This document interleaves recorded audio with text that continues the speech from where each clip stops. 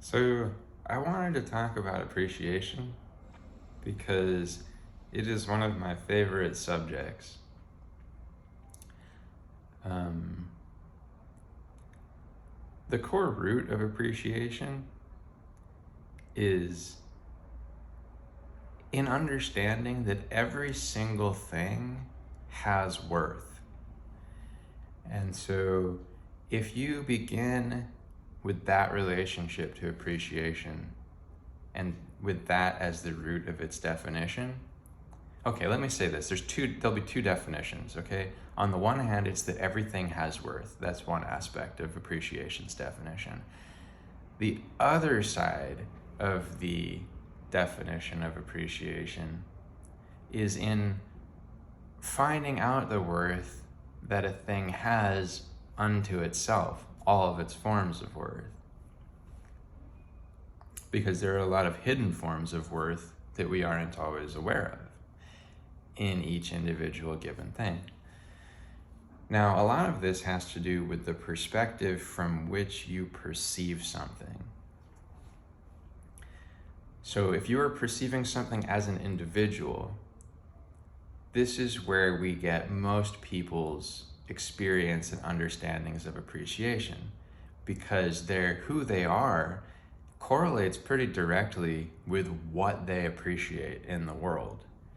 And people are somewhat conditional with their appreciation. Oh, by the way, so when I say that everything has worth and that that's a core part of true appreciation is what I would call that. It's also at the basis of any real appreciation, because appreciation is appreciation of difference, right? It's appreciation of otherness.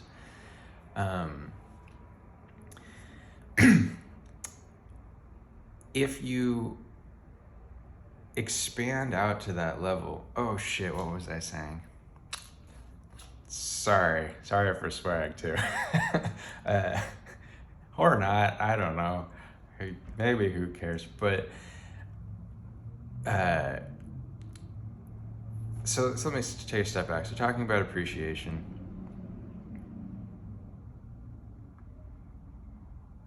oh, that's what I was going to say, is if you take appreciation being appreciation of each of the individual, of everything having worth, that is also the core of unconditional love. Those two things are the same thing.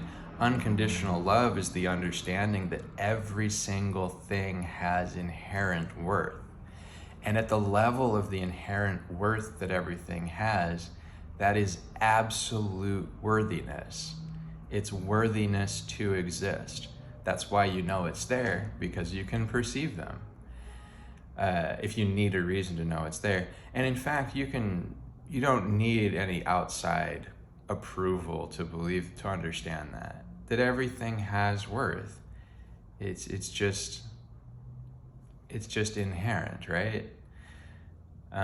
You just have to find it, because if things didn't have worth, then nobody could find the worth. So if there's somebody out there who can find the worth in something, then that worthiness exists. And this is a big topic. Like, there's so much nuance in that idea. Because you could say, well, if somebody finds worth in this thing, like they find worth in a serial killer, but the person finding worth in the serial killer must themselves then be mentally ill to have that worthiness be perceived in the serial killer, then it's like, okay, yeah, that's a valid argument, right? But the other side of it is that each thing that exists is expressing the nature of existence itself, of what it is to be. And so if you're expressing beingness, if you're expressing existence, fundamentally, then at that level that you're expressing existence, you're not expressing the destruction of existence. And it is the destruction of existence, which is an illusion. It's just an illusion, because you wouldn't even be here if existence could be destroyed. If existence could not exist, it just wouldn't have. There would be no reason for it to exist. That's a much simpler state than existing is. Of course, that's just my argument for that idea, but I think it's a pretty good argument. Anyway, it doesn't matter what you believe in that regard. Each person that is existing is expressing the nature of what it is to live and what it is to be. And so if you see expressions of the destruction of living and the destruction of being and the destruction of existence coming from them, that is not true to their nature as a being that exists. Because if you want to destroy things, then you need those things to exist in order for you to destroy them. They have to exist first. And so what that means is that you're still dependent on existence. You still want existence to exist so that you can destroy it.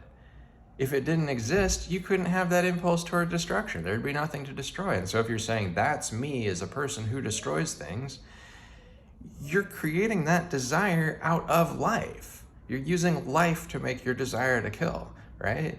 And so your root is not in the desire to destroy. It's not in the desire to hurt. Your root is in the life that you have.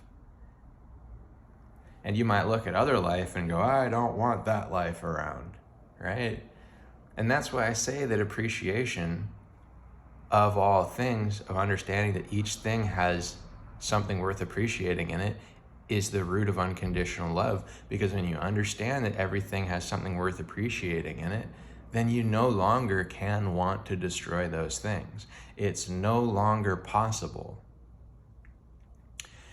Because you would then be needing to seek to destroy the root of the life itself.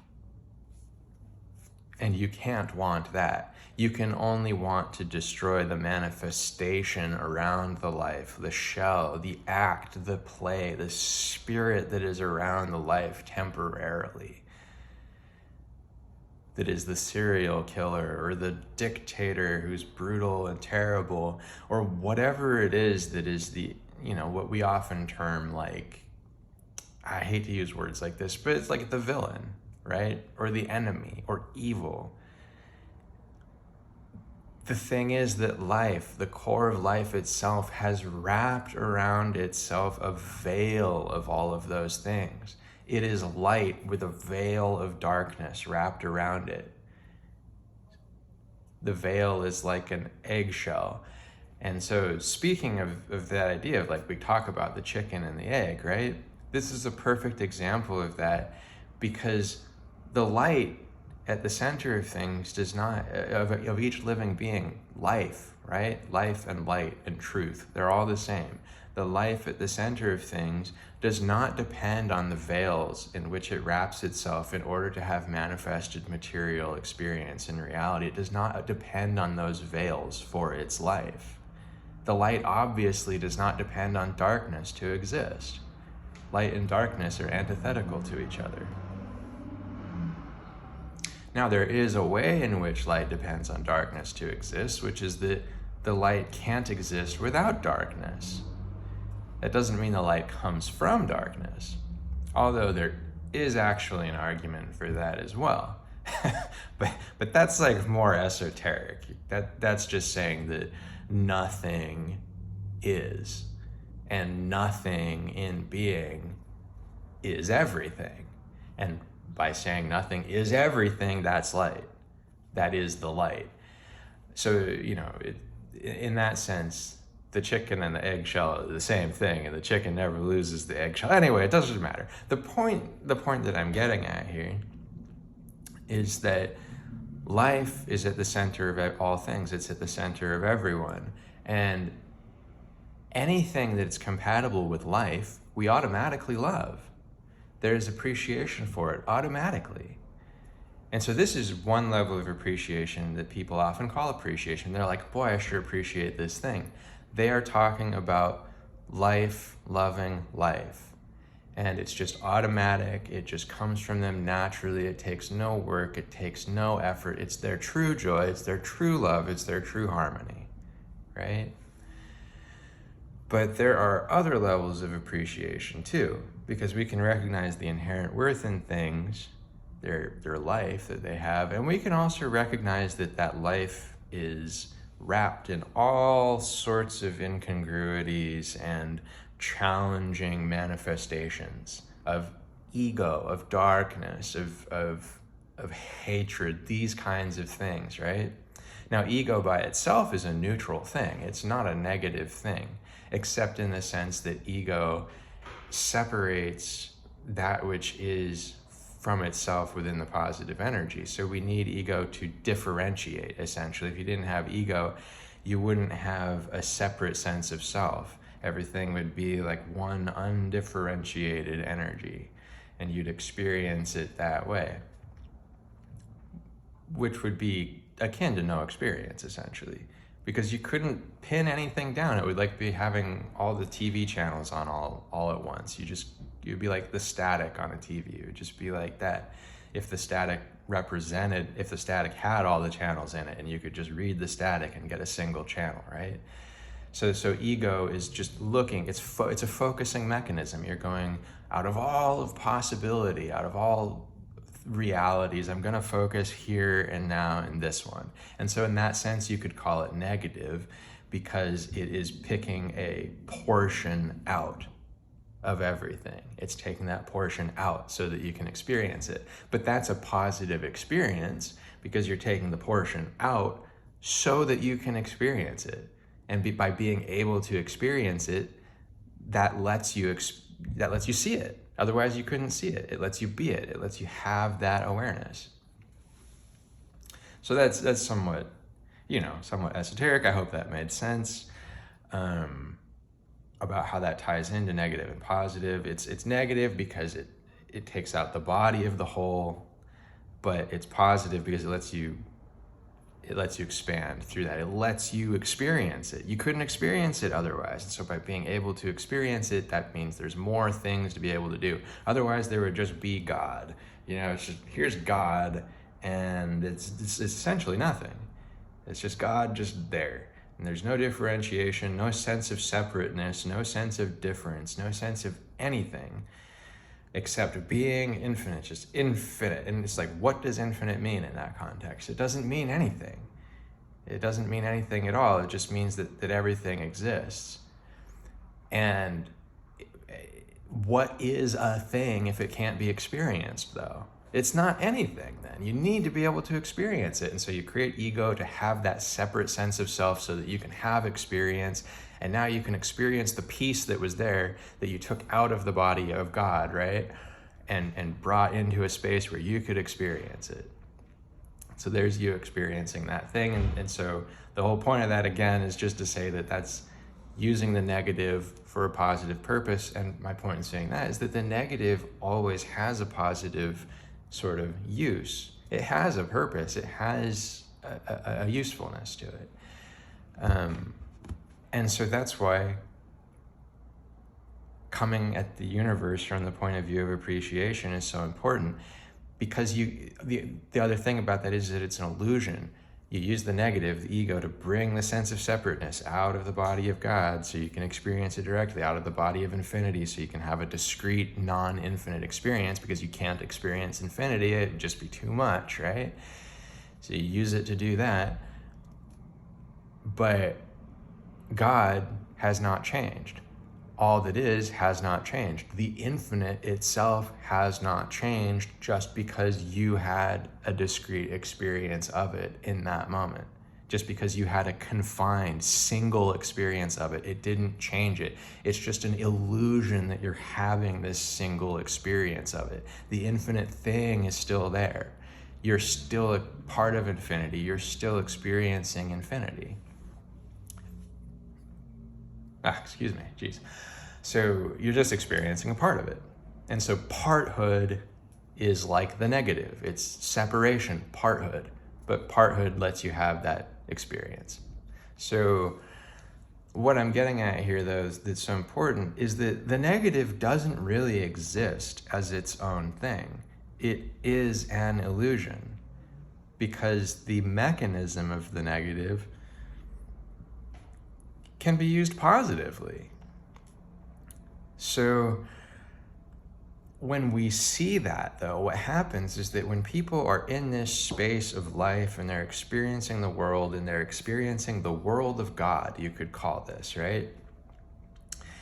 What, in the sense that it's all God. Everything is the world of God, but here you'd call it the world of God because it's sort of like the mind of God, right? And I'll explain that in a second. I'm differentiating the all that is from God in this sense because we tend to look at the idea of God as something that is has an emotional quality to it and that integrates the understandings of the darkness and the light into it, into like a personhood, essentially, into a personality, into a thought, into a feeling, into an experience, right? And so when I say this is the world of God, it's the world that brings you toward the knowledge of God. And the way that that happens is that when you're here, the way that you experience the negative, the sorting mechanism, the sifting mechanism of the ego, is that you experience it as separation. And separation, fundamentally, if you were part of the infinite experiencing infinity, and that's all there is, separation is an illusion because you can't become separate from the infinite. You cannot become separate from that body. It's everywhere. It is the infinite. That's what that name means, is it's everything. And if separation to you is the idea that you've become separated from the thing that is the source. But the source is everywhere. You can't become separated from it. You can only create the illusion that you're separated from it, which creates the experience that you're separated from it. And then what happens is because people have the experience that they were separated from the infinite, that's what causes them to suddenly begin to feel that that they are missing something, that they've been cut off from the source of life and from life force itself, from the fabric of reality, from the body of God. They feel like they've been cut off from it because they feel like they've been cut off from love. And they have an instinctive understanding that connection is love, fundamentally. And it's also appreciation, speaking of that idea. And so what they need to do is they need to be appreciative in order to return to that love. But they get confused and they think that they need love from other people in order to return to that sense of appreciation. Or they think they need love from other people because it's their love and they possess it and they go, I'm not whole without this love. I need this love. Or I cannot be happy, essentially. I cannot be whole. And so I can't express appreciation. I can't express love. I can't express joy without that otherness to give it to me. So they seek it and they cling on to it in the other. And that's where that illusion, that grasping illusion comes from, where people believe that love is outside of themselves when love is actually inside of themselves, because they need to go within to find the appreciation of the world that is always with them, because they're always in the body of God. They're always in the world of God. They are never outside of it. They are always in the all that is, with the all that is. It is a part of them. And when I say that they are in it, really it is in them, because you are existence. Without you, there is no existence. And that, of course, is true for literally everybody. But existence can't exist separate from experience. You need to experience existence in order for it to be. So you are required for existence. Existence, you could say, is not required for you, but it doesn't really work like that because they're the same thing. Existence existing, it can't exist without you, right? Now, it has qualities that don't come from consciousness itself, that don't come from awareness itself, because there has to essentially be sort of like a building block on which everything is, and everything is built from which everything is created. But that building block itself is consciousness. That building block itself is you. It's the part of you that is asleep. It's the part of you that is dreaming and is essentially always dreaming, right?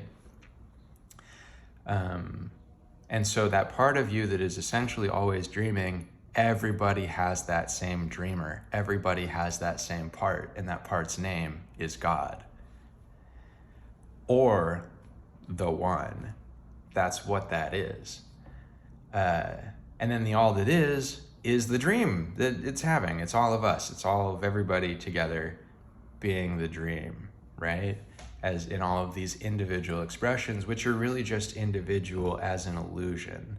They aren't truly individual because it's not truly you. The person you are right now is not you as a hard thing in reality. The thing that you are and that will always be is whatever experience you're having at any given time, which will be all experiences at some point in time, as long as you have the willpower to go through all of those experiences and have all of those experiences over the course of time,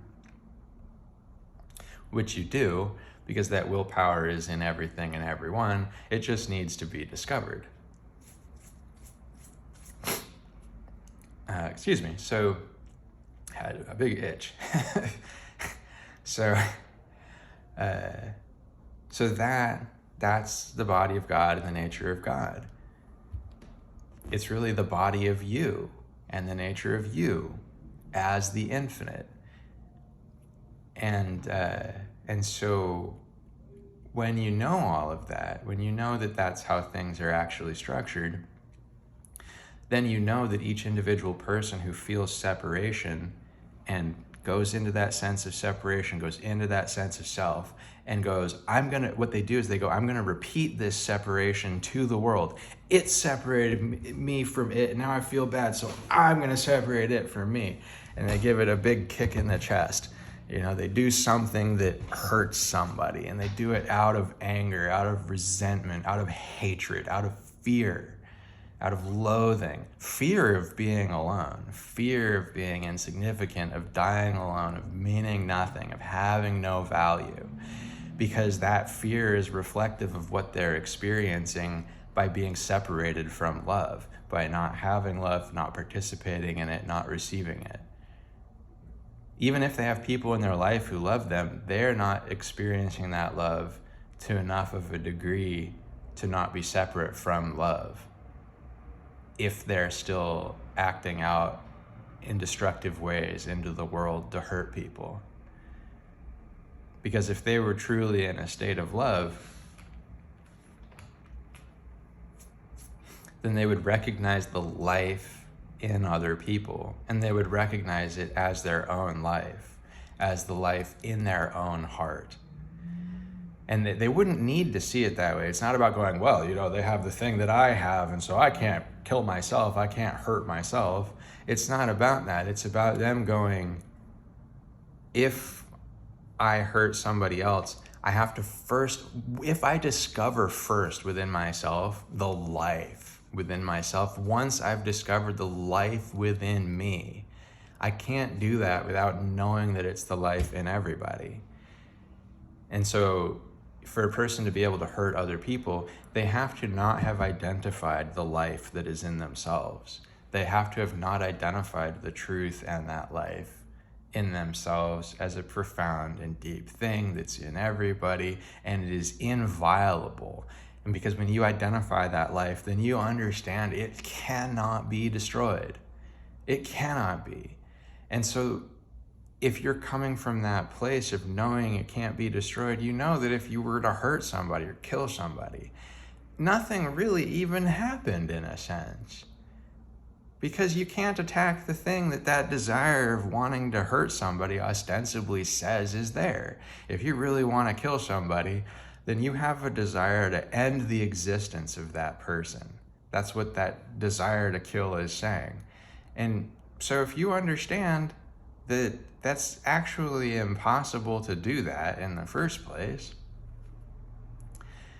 then you'll understand that your desire is a misidentification within yourself. You'll understand that you have a desire to do something, for one, that's completely impossible. And I know I'm like arguing with like a murderer here in my head. It's like I'm having this, try to have a rational discussion with a very irrational person. But my point is that negative behaviors on a certain level are illogical. That's the whole idea to them, is it's not a real person who wants to kill somebody. That's not really who they are. That's why when that person dies, what will happen to them is they will wake up, because they will realize that's not who they are, because it can't be who they are, because it's completely illusory. And additionally, that the desire to hurt another person is the desire to destroy life. But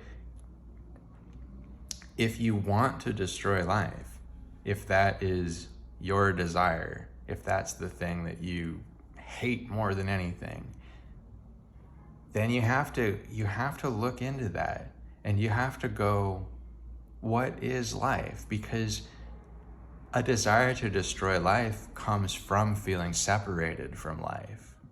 That's where that desire comes from. It comes from feeling like you're unworthy of life, you're unworthy of love on some level. And then you project that to other people and you go, if I can be unworthy of life, then that means you're unworthy of life. And this is the thing that people's conscious minds won't be aware of, is they might be thinking, I'm worthy of life, I just think you're unworthy of life, so I'm going to kill you. But really it's because they begin by thinking that they themselves are unworthy of life, and so they go, well, if I can be unworthy of life, then that means other people can be unworthy of life too. And then so they go, well, if they're unworthy of life, then I should take it from them, right?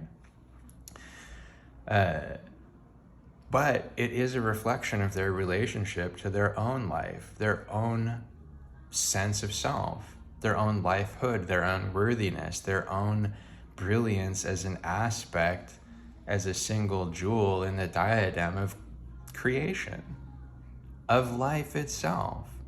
And that everybody is a jewel in that crown, because without every single person, you don't have the variegation, you don't have the richness of that tapestry with all of its colors together. Because if you look at a painting and you say, it has red and green and blue, and these colors combine to make all the colors that we can see. And you could say, well, you say, which colors are your favorite? What's the most beautiful? And somebody go, oh, red. Somebody will say green. The other person will go blue.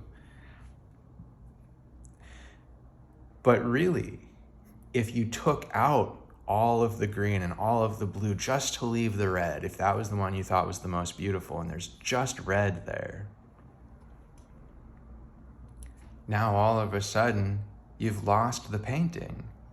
You've lost the patterns and the light and the shadow and the color, the vibrancy.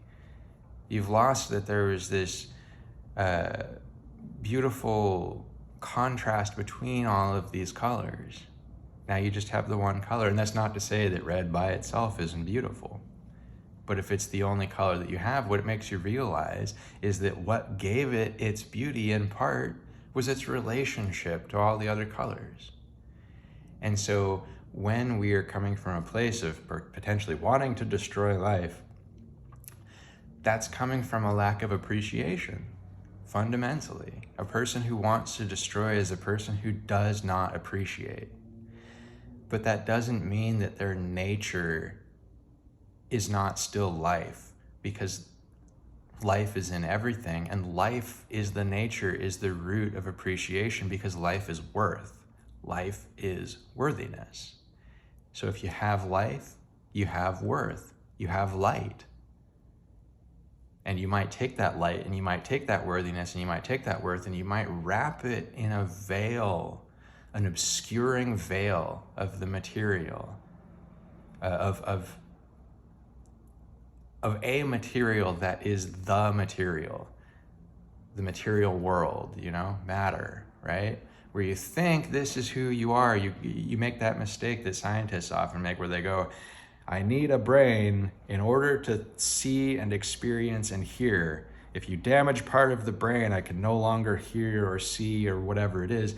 So I must need the brain in order to experience. But it just looks that way because without the brain, what you're not experiencing is here. You're not experiencing this world, this place, this body, this physical body, right? This physical mind. You're not experiencing this. But that is a veil, because if consciousness needed the material in order to exist, then consciousness couldn't exist. There'd have to be something to create the material, some prerequisite, some list of instructions, essentially. And those instructions would have to create the material before they created awareness. And the nature of awareness is in systems, understandings, thoughts, realizations, realities, right? Consciousness doesn't follow a reality. Consciousness is a reality. And you see this reflected, if we go back to science, in our brains. Because you're watching me, here I am on a computer screen. I reach through and grab your face. No, I'm just kidding. I can't do that. But here I am, right? I'm sitting here being, and there you are. But am I really there? No, I'm just a bunch of pixels on a screen, and you have your speakers vibrating these sounds into your ears. Or you're reading my voice off of a translation, a closed captioning, I mean. And it goes deeper than that, because you're looking at a computer, but is the computer really there? How do you know it's there? To your brain, it doesn't really make a distinction between the computer and all of the realm of possibility. And I can essentially prove that, because your computer has, photons reflected off this screen, and then they go into your eyes and they pick up the colors and the light, and then your eyes receive them into the cones and rods of your eyes that distinguish between shadow and color. And those cones and rods translate that into an electrical signal that is sent to your brain. And that's the same way that your hearing got to your brain. Your eardrums, they vibrated, it sent this signal that was picked up by the cochlea, I think, and these hairs are compressed to different degrees, and that is translated into an electrical signal that goes to the brain, which is made of neurons and synapses, which is where the neurons connect to each other. I think there's 10,000 synapses per neuron, right? So it's a lot. There are more synapses in your brain than there are stars in the universe. It's a crazy, crazy amount of these connections that are made. And they're all mediated by electrical signals, okay? And so that's the same way touch got there. You touch yourself, you touch something else, that turns into an electrical signal translated through your nervous system and sent into your brain. And so by the time every single signal in your body reaches your brain, of all of your 5 senses, they're all just electricity in your brain, and it's being interfaced with by what? What's actually interfacing with that? Well, you are. You're the interface for all of it. You're the one that's taking in all of that information, and you're experiencing it. But from the point of view of the brain itself, everything is just these electrical signals. And now you remember how I said I could essentially prove to you that it can't really tell the difference between this and the entire realm of potential? Well, it can't, because to such a degree that every time that you go to sleep, you now think that you are wherever you are dreaming you are. You now think that's your reality, depending on the kind of dream you have. But that's the kind of dream that I have, and I know a lot of people do. Sometimes people call that lucid dreaming. But the idea is just that you're now having experiences in your brain that are indistinguishable from reality to you in that state and to your brain in that state. I had a dream last night where I was driving my car around in a city, and I got frustrated because somebody stole my car, and I was standing on the sidewalk, and I said, I know I'm in a dream, and so I know that I don't need to lose my car. So how is it that I can be dreaming and I don't have access to a car? How screwed up is my life? Because I knew I was in a dream, but even then, knowing that I was in a dream, it still made sense to me that I was in a dream and here were the rules, that the car wasn't there. It was like things weren't working the way that they should in a dream. And so here I was dealing with normal real world problems in a dream. And that was frustrating to me because I was so aware that it was a dream. And then the funny thing that happened after that was that somebody called me and they were like, "Hey, we have your car, come pick it up." And then I realized, I was like, this is how things work in the real world. And I remembered the real world too while I was in the dream. And I was like, things can be that magical. You can just have the right solution presents itself at the right time. But I woke up and all I was thinking was, of course, well, it's a dream. I could make anything happen. I could have just made the car appear. I didn't need somebody to call me and have to go get it. And there's really nothing to say that that's not how the world works. If you were clever enough, if you were in control of your body and your mind enough, there's no real reason that you couldn't take the illusion of these electrical signals in your brain that's presenting this world to you and just make it whatever you wanted it to be, so that you could be having any experience imaginable. There's no reason biologically to say that you couldn't do that you couldn't psych yourself out in that way, because it's all just signals. It's all just electricity passing through these circuits, these neurons, these synapses, these connections, and it's being picked up in certain parts of your brain. There's different brain activity depending on whether you're seeing or you're hearing or you're remembering something, or you're afraid, right? Then you're what's that called? Your amygdala is activated, right? Or it's like your hippocampus if you're thinking empathetically. I don't remember all of the different parts, but fundamentally it all generates your experience, and the experience that you think you're having is not any more real or less real than any fundamental experience itself, whatever it would be. If you're in virtual reality at some point, that is essentially as real as this is, even though there isn't an external world there. It's as real to your brain as this is. Now, of course, there's a difference in the world, which is that the world is made of things, and there's a consensus reality where I can experience something and you can experience it too, and we can agree that it's happening. Between us, like between you and me, there is a reality that we agree is there. But that just makes it seem more solid, because this happens in video games too. If you and I are playing the World of Warcraft or something, which is like a game with elves and orcs and stuff like that, and they live on a big planet. Let me think how to say this. So it's kind of like the Earth, the elves and orcs, they're living on a planet together, and one of them starts on this island and another starts on a different island, and you can have them come meet each other in the world, and you play it on a computer, right? Or on your TV.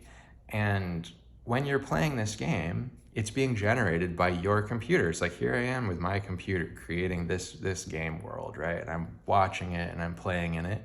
And then I come across somebody else who's playing on their computer, but it looks like they are on my monitor in my game. And to them, it looks like I'm on their monitor in their game, like I'm on their TV, right? But that's just an illusion, because their computer is generating their game. My computer is generating my game.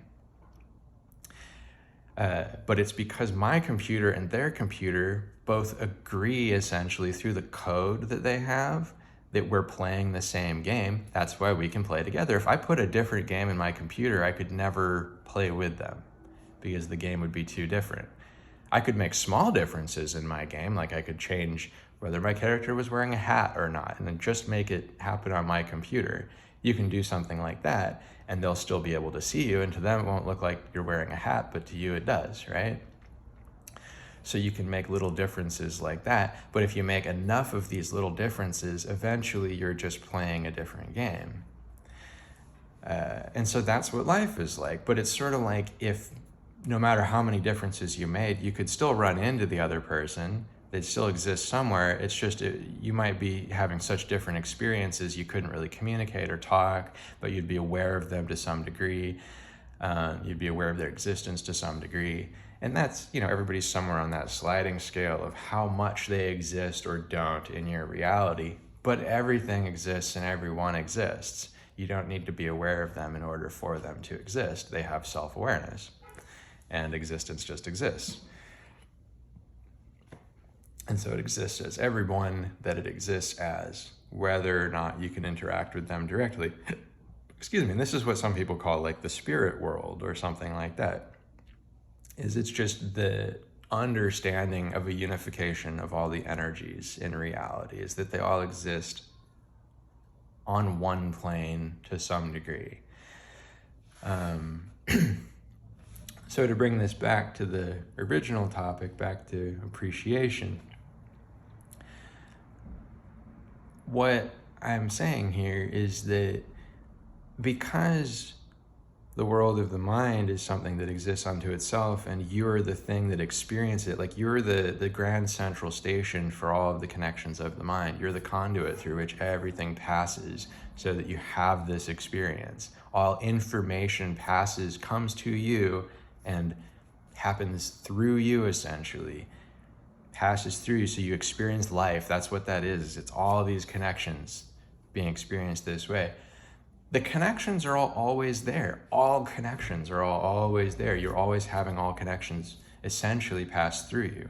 But it's a question of how much of it you're aware of.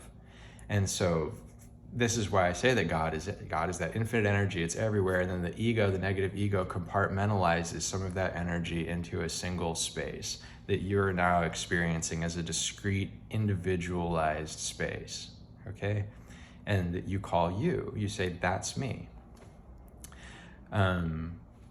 But all of that energy is always there. All of the energy of everything is always passing through you.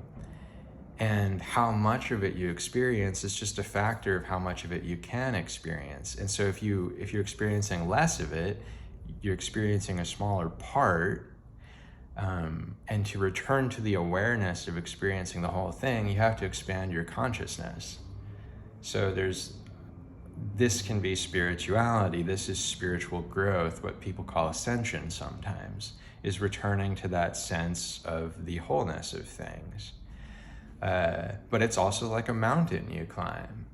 You have to climb this mountain of individuality, of realizing an individuality. And in that individuality, you can still know the wholeness and the totality of things. And you can know the whole broad picture, the whole spectrum connecting everything. And it's just that the more that you go into that space of separation, the more painful it is. The air is more rarefied up there.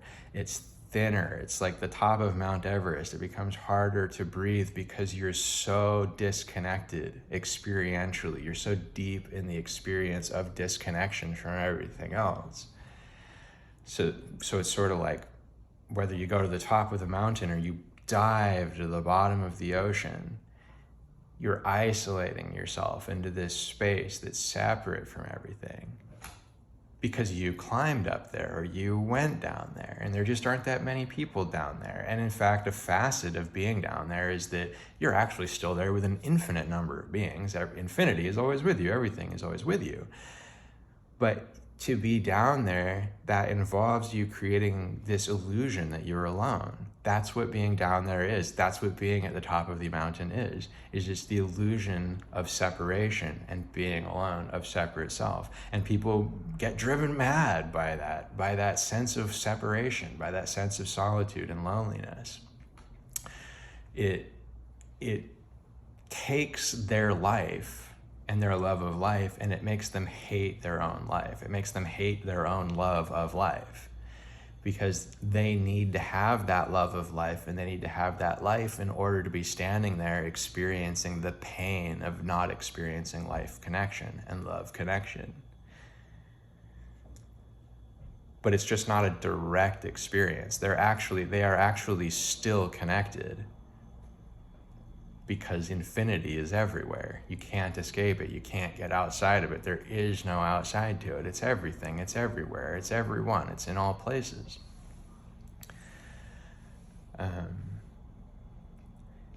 And so if you climb to the top of that mountain, though, and you feel really alone, there is a circumstance that has changed. If you go to the bottom of the ocean, you dive all the way down, there is a circumstance that has changed, which is that you've become separate from the fabric of infinity as a feeling of love, which is what it is. It's experienced as a feeling of love. But that doesn't mean that you cannot take that energy in that circumstance and turn it into you, which is the other kind of absolute love.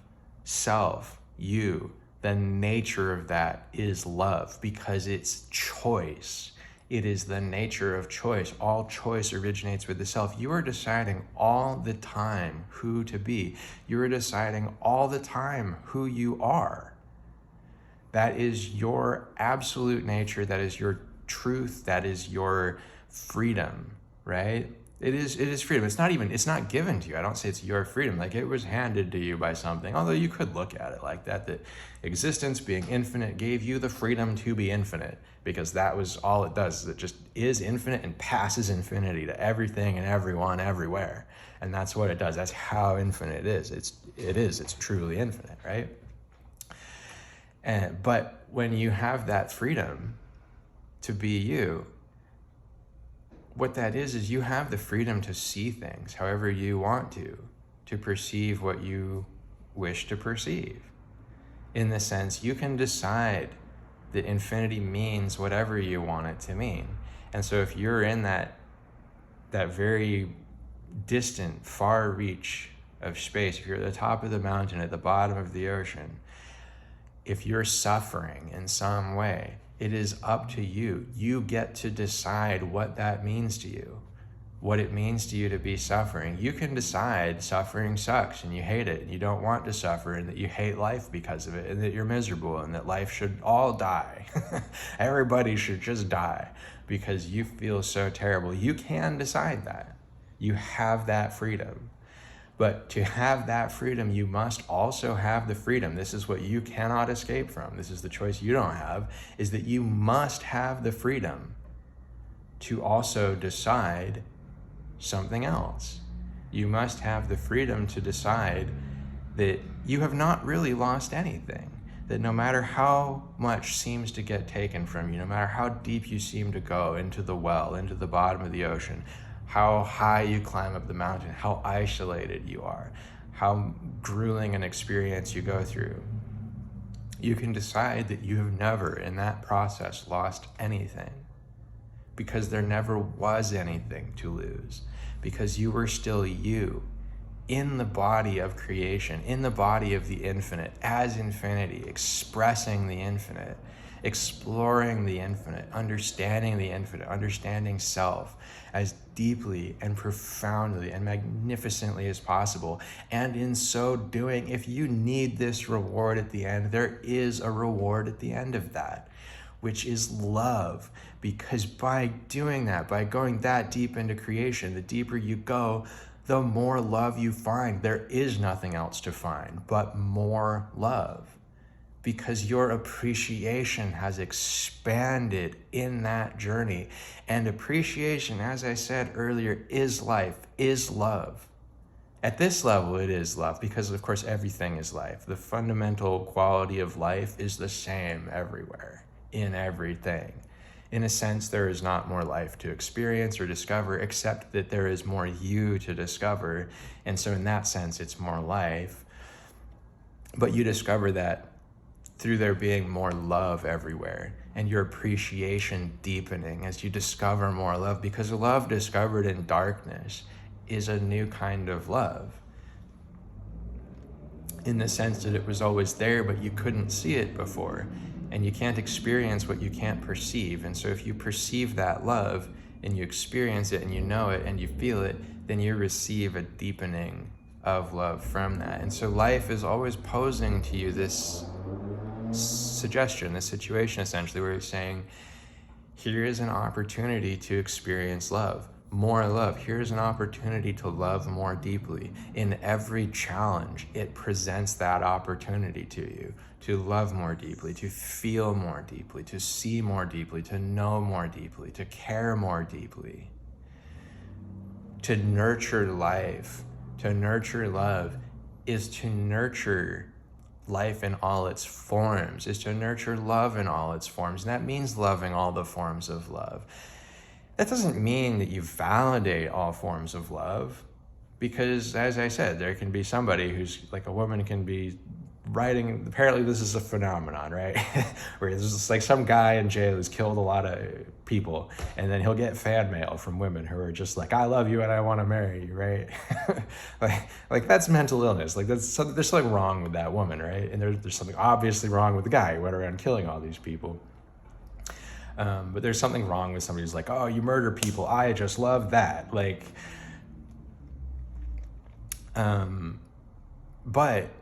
but what this means is that while you don't validate the actions themselves, and you don't reinforce those actions, and you don't support those actions themselves as worthy of love, because you don't need to. They don't need to be worthy of love. They're just actions. And you actually can love them, but the way you do that, or the way you appreciate it, is you just go, wow, life is super weird.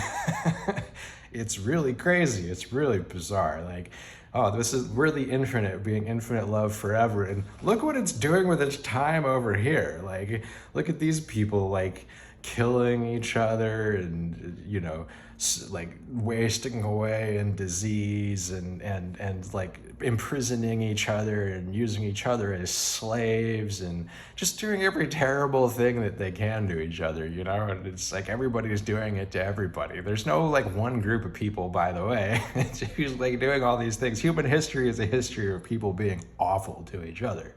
It's like, well, okay, there's one group that does sort of escape this, which is women. Like, women are nowhere near as like the level, like men are doing all the bad stuff throughout human history, pretty much. Like, there are awful women out there, sure, if you need to hear that, but hopefully what I'm saying is obvious that it's like, it's men going around just like doing all of the things, like starting all the wars, you know, keeping all sorts of slaves and like concubines and harems and sex trafficking and, you know, just all this stuff that they do. So yeah, like,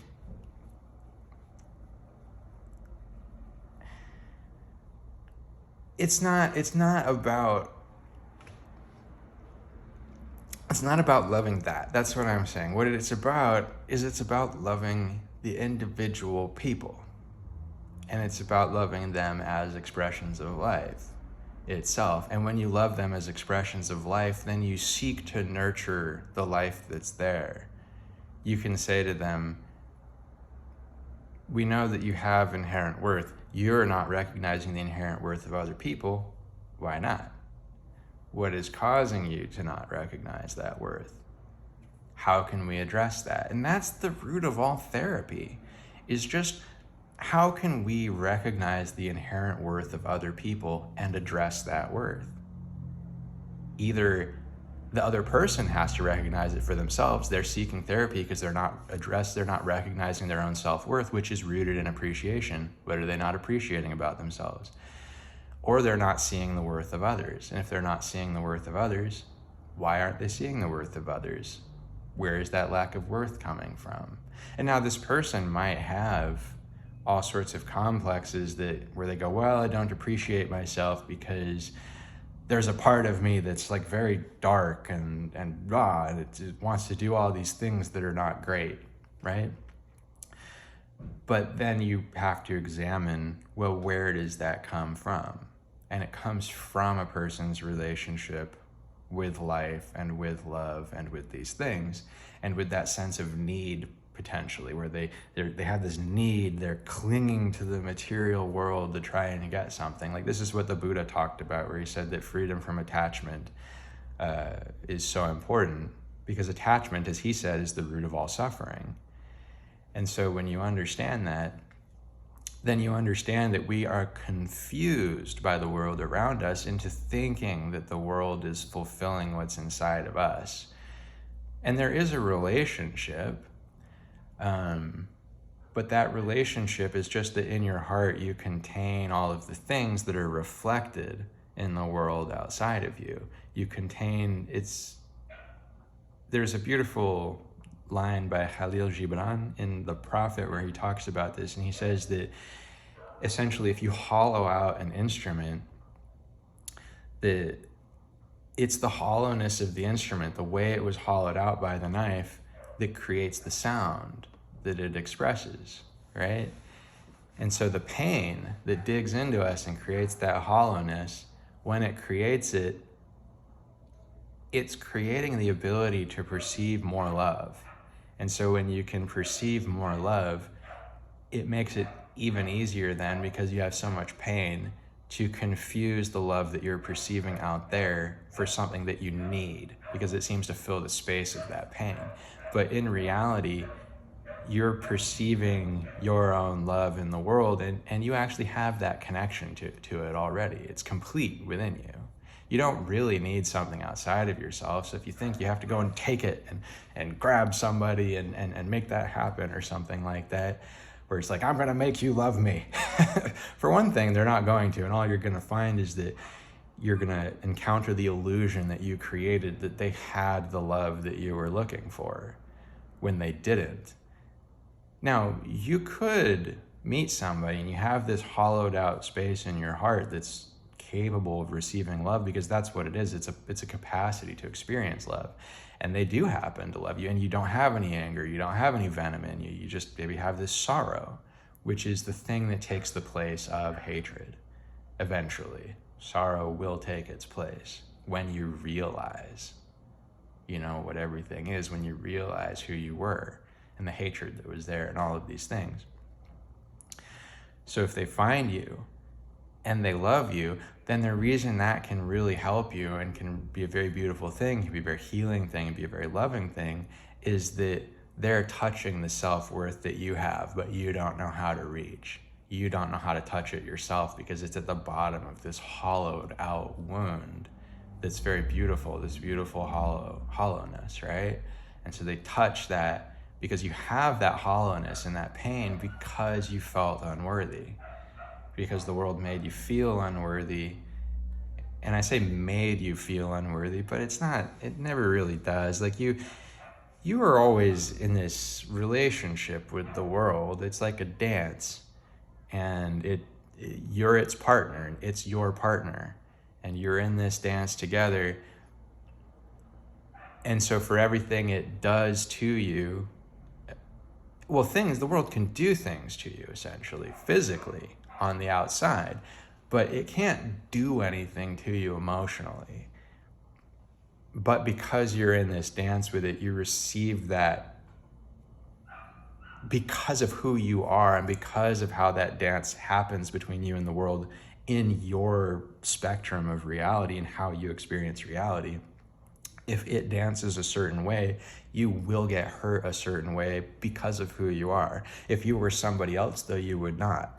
Other people can experience the same experiences that you've had and be totally unfazed by them.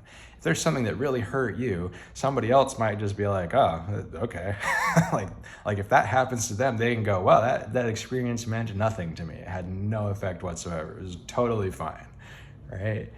And so that's how you are participating in that carving of the shape of your instrument, of your heart and your love with the world, is that it's you, it's reflective of you.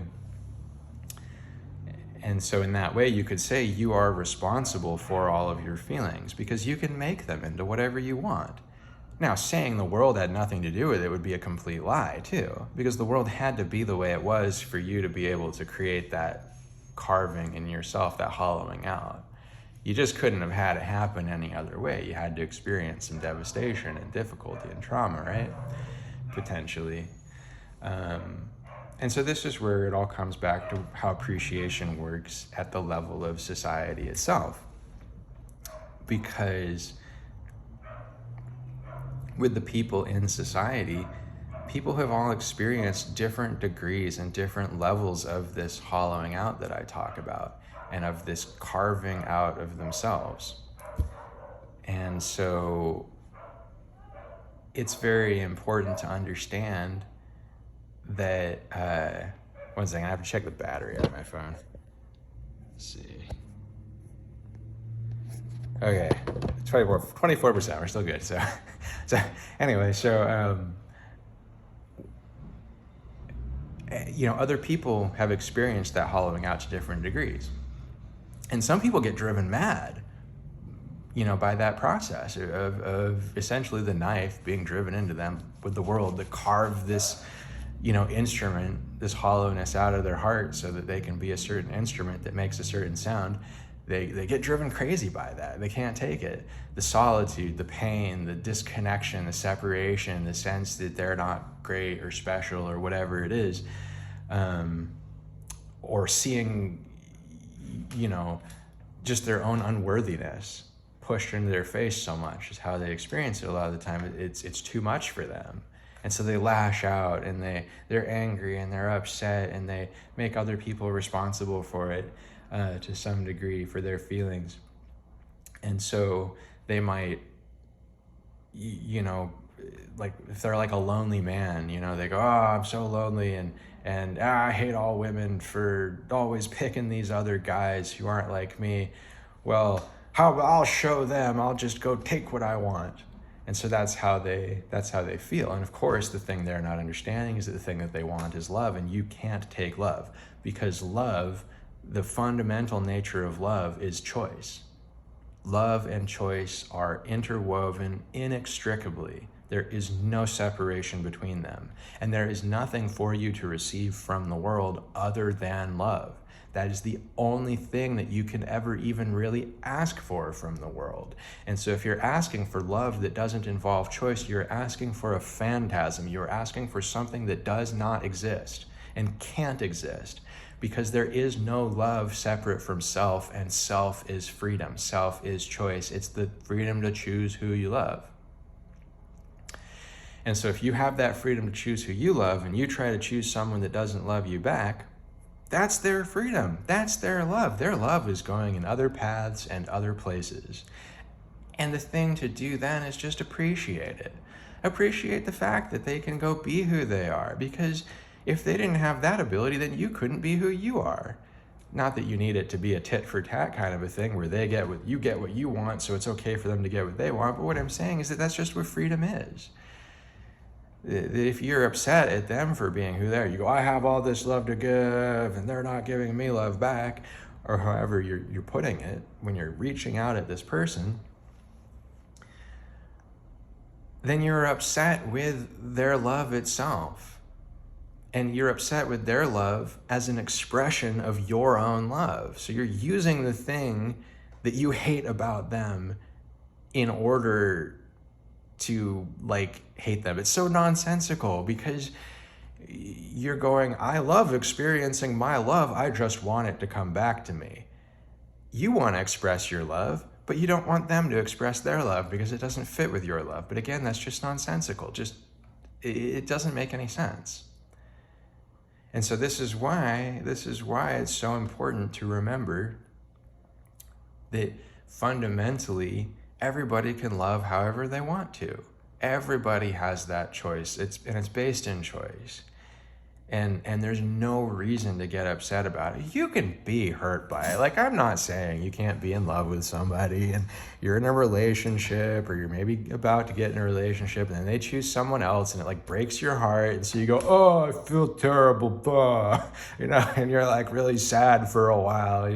You're sitting there with that hollowed out wound in your heart. Like I said, the knife puts in your heart like an instrument, right? Being hollowed out. It's you're sitting there with that hollowness and that wound, and you're like, this would make such a beautiful sound. My heart would make such a beautiful sound if the right person loved me, and why won't they? And you can feel those feelings for a minute because you're a human being, and so why wouldn't you? But your rational mind has to intervene with your heart at some point. And when it does, the thing you have to realize is that you don't really want anybody to force their love of you on themselves. You don't want them to sit there and go, I have to love this person. That's just sometimes that can be a valuable thing. Sometimes somebody's looking at somebody else and they go, you know, I see all these reasons not to love this person, but I see other reasons to love them.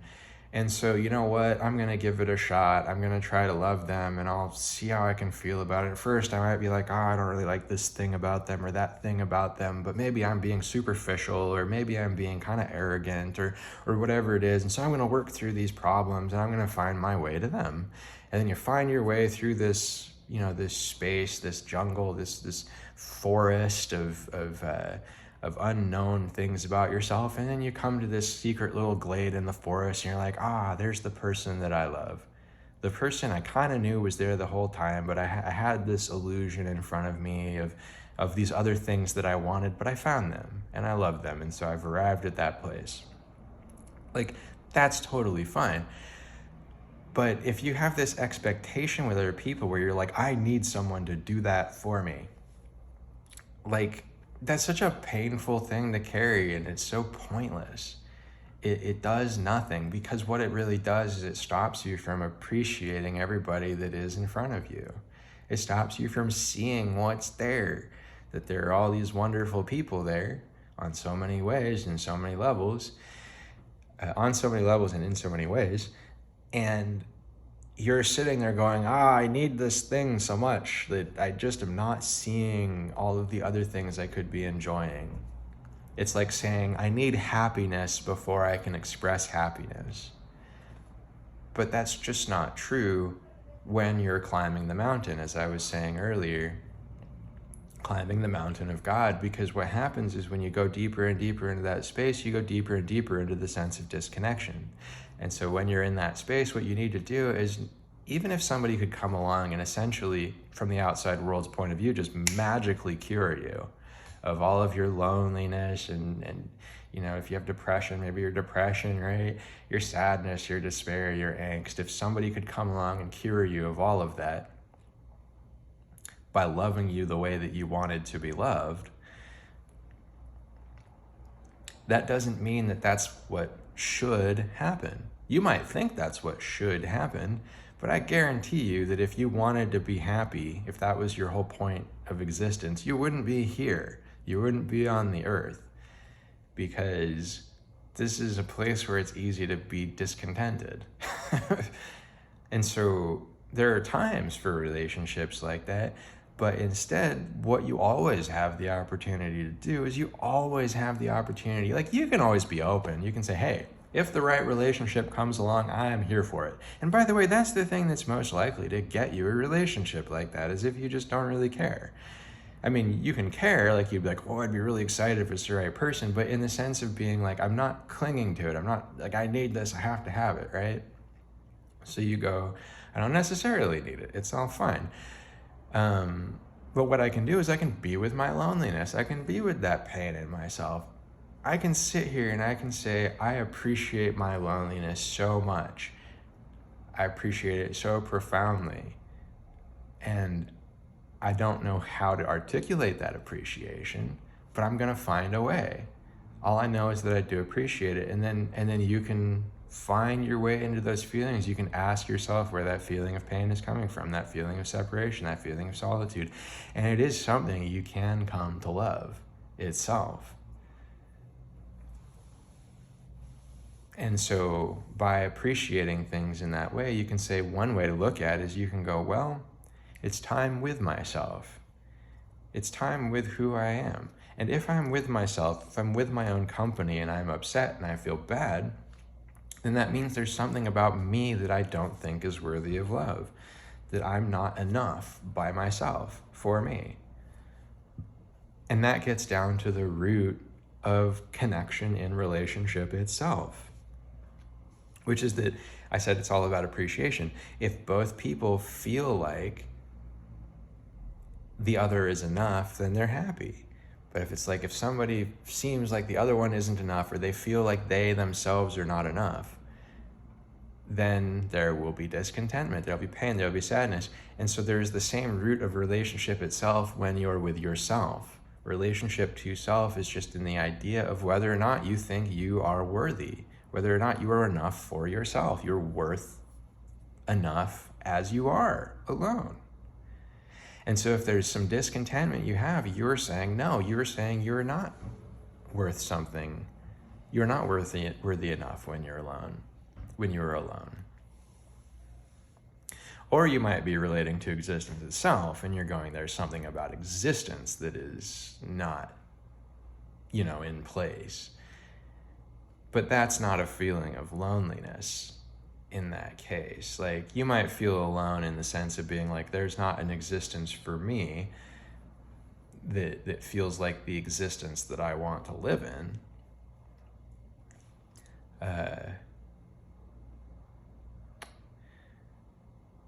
But that's like a whole different subject, essentially. And if you're in a very appreciative state, you can understand that existence is life. Everything is life. Life is life. Life is love. It's all things, right?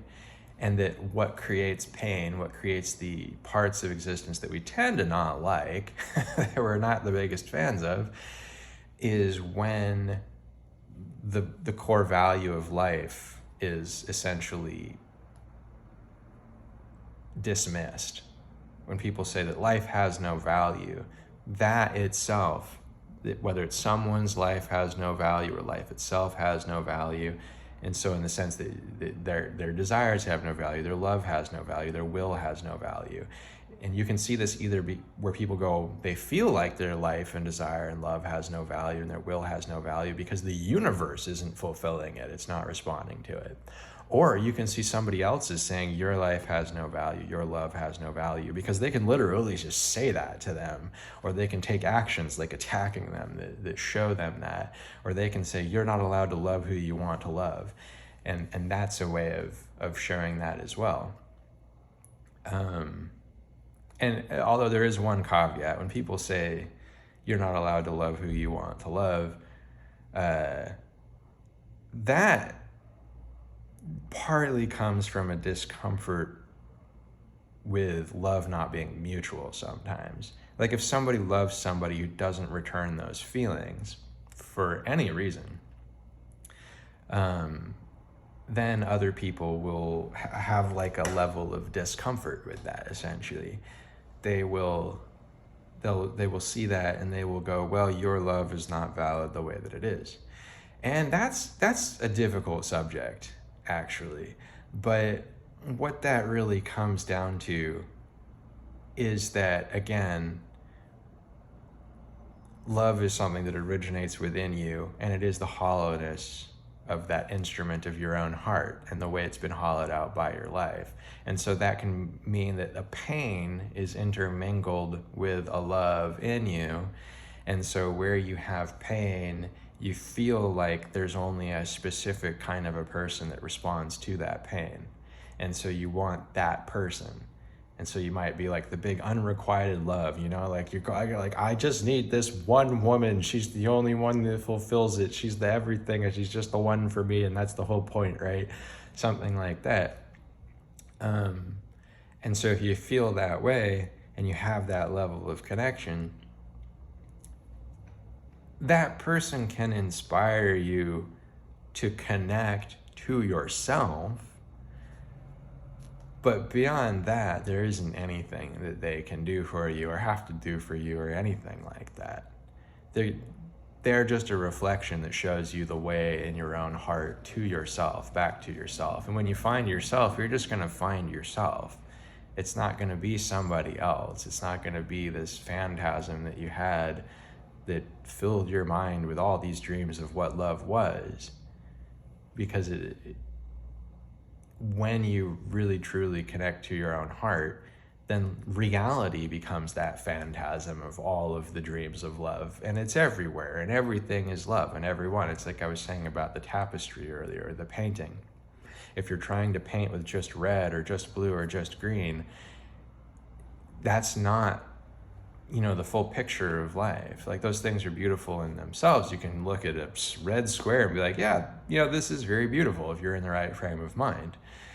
But when you put everything together, you get the whole tapestry. Then you realize that you don't want to possess anything. You don't want to hold on to anything, because that's not love. Love is in the origination of the heart and what it is putting out, and not as desire. It's just what it's putting out is in how it sees things. It's how you see things, how you feel things. It's sort of like if you watch a movie and you see these characters interacting, it's how you register the rises and falls of the story. You know, the climaxes and the denouement and all of that. Like, it's how these things all feel to you, how you chart the emotional journeys of all the characters, where you kind of see the whole world through everybody's eyes as if you were them, rather than as if they were something for you to potentially possess. And we do use possessive language around love. It's like, this is my wife, or this is my husband, or like, she's my lady and I'm her man, or whatever. Or like, you know, all the different ways that can manifest, essentially. It has the idea of holding on to somebody and a sort of an ownership. But nobody really feels that way. It's just language. It's not like people who do feel that way and are possessive, like, cling on to each other. And like, you'll see that in some of the more traditional relationships that have existed on the planet, like the traditional religions, traditional religious relationships. Like, they can be extremely possessive. They have a lot of expectations of how people are supposed to behave and all of that. But all of these things are antithetical to love. Like, they can support love, where it's like you can fit in that box so perfectly that you're like, yes, I follow all of these traditions and these specifications, and I feel like myself, and I'm being happy, and I believe in these things, and I'm going to pass them on to future generations. But that's fairly rare for people who fit that well into those specifications. And it's part of the richness of the world, is that you can find light in all sorts of places, even if it would seem counter to the nature of life, which is to be free and is to be expansive. I mean, expansiveness is more of the quality of light itself. But life is expansive in the sense that when you have life, when you have the essence of life in you, you seek to include more of life. You seek, because you love life for what it is, and you know that all things are life, and so you seek to, you drink it in, you take in more and more and more and more and more, and you want to see more diversity and more expansiveness and more strangeness and more beauty and more interest and just like the emotion of the whole story, you know, the ocean of life. You want to see it all. You want to have that experience, right? So yeah, that's I think that kind of sums up what it's all about. But that's appreciation. That's life as appreciation, is appreciating all of the differences and not wanting to cut anybody out. Because this is the other side, is that sometimes we want to cut people out of the picture. We go, I don't like this person, and I don't like their existence, or I don't like that person, I don't like their existence. I wish they didn't exist. And when you see that kind of idea or that kind of an understanding, there's a deeper quality to it, which is that you don't really wish that they didn't exist, because the thing that they are is life itself. What you wish didn't exist is the illusion that they've wrapped themselves in as life, the person that they're pretending to be, the thing that they're pretending that they are. That's what you wish didn't exist in that moment. But if you really know that it's just an illusion, it's just something around the source and the essence and the nature of life, and that there is no true evil, is one way you could put that idea.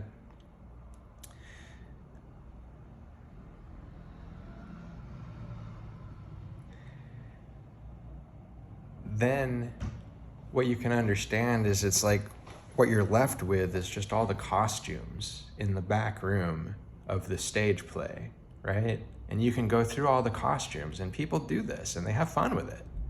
They love Halloween. Like, if people really, really, truly abhorred the things that are the most terrible things on the planet, we wouldn't like go around dressing up as those things one day a year, you know? And there are cultures that would find that idea to be somewhat repellent, right? Or totally repellent. They'd go, how dare you? Yeah, who are you to be going around dressing up as these vile people? And even our culture does that. It's kind of funny. Like, you can go to a Halloween party, if you're dressed up as Michael Myers, that's okay.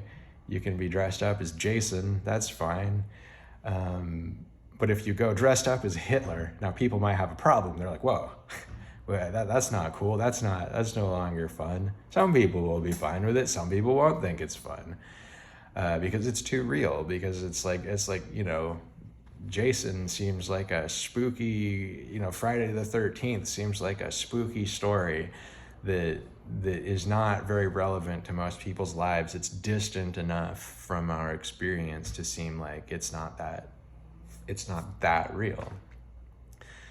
Whereas Hitler seems a lot more real. He seems a lot more, menacing. But if you're just in this back room, this back room behind the stage, behind the curtains, off the wings of the stage, and you're just going through the costumes of life, essentially, and you're seeing the villains and the heroes, the beautiful maidens, and the old crone begging on the side of the road and cursing people, all these characters that are, what you see when you're looking through the costumes is you just see richness. You see this texture, you see all the things can be. But let's say that you go to a Halloween party one year and you see someone dressed up as Freddy from Nightmare on 13th Street, Friday the 13th. No, wait a second. I don't know what it was called. It's at the Freddy movies. Or like Chucky, right? Like, you see the Chucky doll and you're like, I'm going to dress up as Chucky this year. And you go, oh, that's a great Chucky costume. But then a few months later, you're in your house and then there's a real Chucky there and it tries to kill you. Well, next time you see the Chucky outfit, you're not going to be so happy about it. You're going to say, I don't want to see that. That's the last thing in the world that I want to see. But what you're responding to is not the spirit itself that is embodied in that doll. Because anything that is alive has life at its root. And so you're not responding to the life in it. You're responding to the death in it. You're responding to the illusion. And the reason it's the death in it is because that illusion will die. That spirit will let go of that veil. And that's what we call death. It is the releasing of the veil. And sometimes the veil was obscenely beautiful. It was something that was just heart-wrenching and so powerful and so emotional to the people, anybody who saw it, And then that thing gets taken from everybody and it's just totally heartbreaking. So that's one releasing of the veil, and people regret that and they miss those people and they wish that they weren't gone. And we tell stories about them like Romeo and Juliet, right? And that they just resonate in our cultural consciousnesses forever. Or it's a beloved grandmother or a beloved dog, right? But fundamentally, once the veil comes off, the thing that's revealed underneath the veil is life. Because we don't really die. And so each person, no matter how beautiful or hideous the veil was, the source energy in them, the core thing that gets revealed, is, at the end, the same. It is beauty, it is love, it is light, it is joy, it is life, it is eternity, it is infinity, it is endless, endless, endless, endless. And it's the endlessness of it that returns that energy to those negative expressions, because when infinity meets the endless, that is what gives it somewhere to go. That's the beautiful hallway it walks down. But when infinity meets endlessness, it realizes that some part of its love is always out of grasp in that endlessness.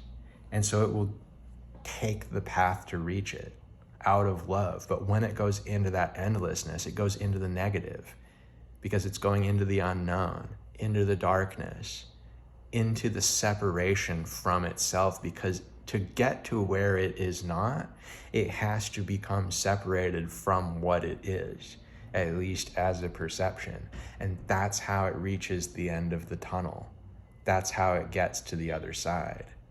That's how it essentially jumps, like in all of infinity jumps dimensionally to another state through the corridor of eternity in the palace of infinity. And that's what makes like the darkness on the planet not seem like such a big thing, because what it is it's like one room in that palace, and you're going into the darkness, and it's deep and it's profound and it's terrifying, right? But you have to go down that path in order to be in all of the rooms. You need to go into all the rooms to get to all the rooms in the palace, so you can see everything, so you can be everything. And then that's what makes the darkness on the planet a lot more like watching a horror movie rather than existing in a world of horror. And this is why I was saying appreciation is at the source of everything, and that you can appreciate anything, really, is because when you appreciate everything as a room in the palace of infinity, in the palace of God, in the palace of light,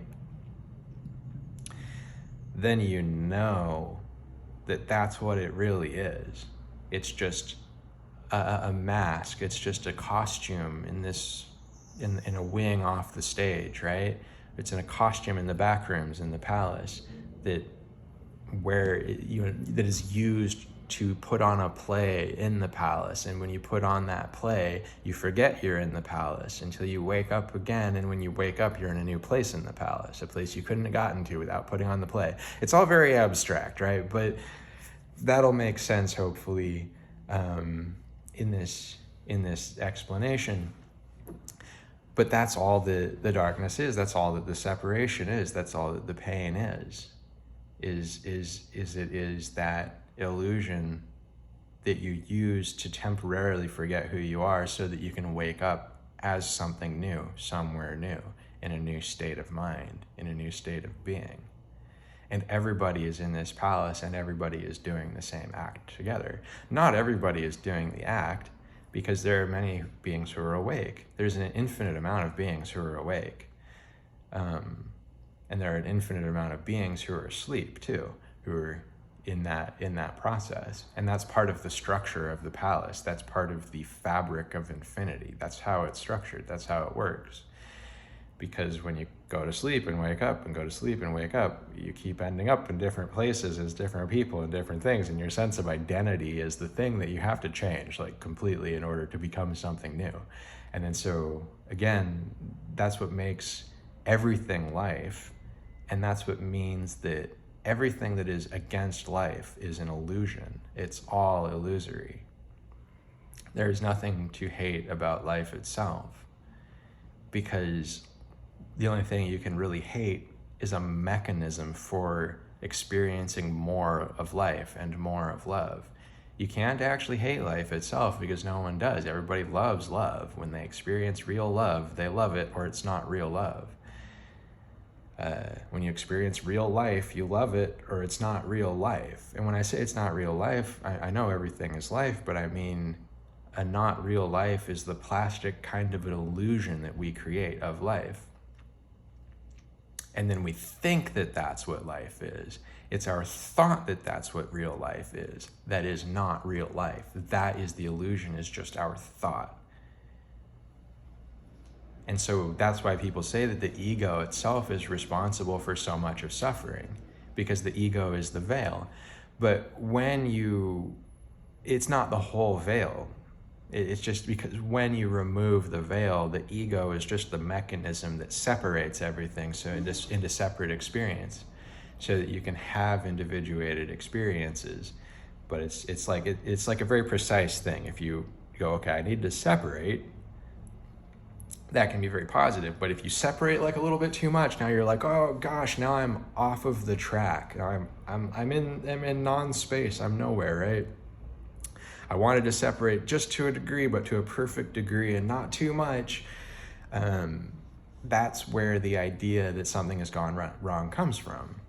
Is there's too much of a sense of separation is how we perceive it.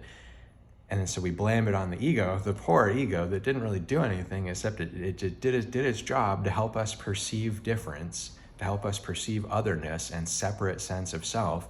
But then we were like, well, I feel too separate. I feel too different. I feel too separated.